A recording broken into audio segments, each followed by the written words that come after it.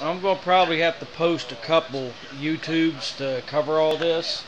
Uh, Here's the roper. I had to pull the hood off because we've got the muffler build, but it's a little too big. I'm going to have it adjusted. Um, Obviously, the engine's mounted now.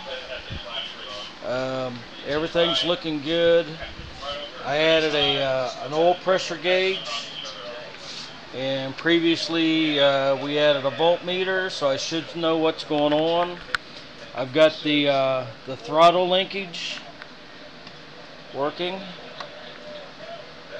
so there's the throttle linkage, the choke. So at this point, I've got the battery charger. I've got gas in the tank. The oil is to the full mark. And we are ready to do what do you call it, a dry start. This will be the first time cranking it. New rings, valves have been lapped.